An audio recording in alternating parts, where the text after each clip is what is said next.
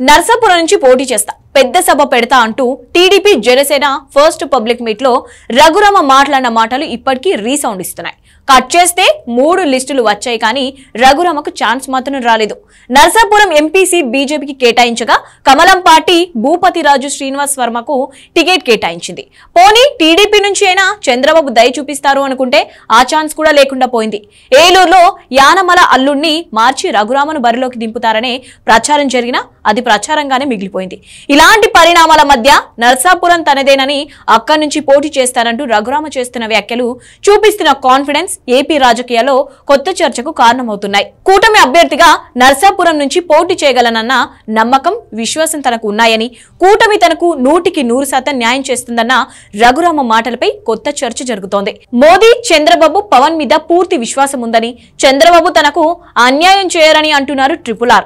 ఇలా మాటకు ముందు ఒకసారి చంద్రబాబు, మాట తర్వాత ఒకసారి చంద్రబాబు పేరు చెప్తూ ఆయనకు బాధ్యత గుర్తు చేస్తున్నట్లు కనిపిస్తున్నారు. ఇక అదే సమయంలో టికెట్ విషయంలో నమ్ముకున్నోడికి న్యాయం చేయలేనివాడు, కేంద్రంతో పోరాడి పోలవరం ప్రాజెక్టు నిధులు ఎలా తెస్తారనే ప్రచారం జనాల్లోకి వెళ్లే అవకాశం ఉంటుందని, అందుకోసమైనా కూటమి తనకు న్యాయం చేస్తుందంటూ చంద్రబాబు టార్గెట్ గా రఘురామ మైండ్ గేమ్ మొదలు పెట్టారనే అభిప్రాయాలు వినిపిస్తున్నాయి. చంద్రబాబు నోటి నుంచి నో అనే మాట రాకుండా చేయాలన్న స్ట్రాటజీతో రఘురామ అడుగులు వేస్తున్నట్లు కనిపిస్తున్నారు. రఘురామకి నర్సాపురం టికెట్ దక్కితే సరే, ఆయనకు టికెట్ దక్కే అవకాశం లేదనే మాట చంద్రబాబు నుంచి వస్తే అప్పుడు అసలు రచ్చ స్టార్ట్ అవుతుందనే అభిప్రాయాలు కూడా వినిపిస్తున్నాయి.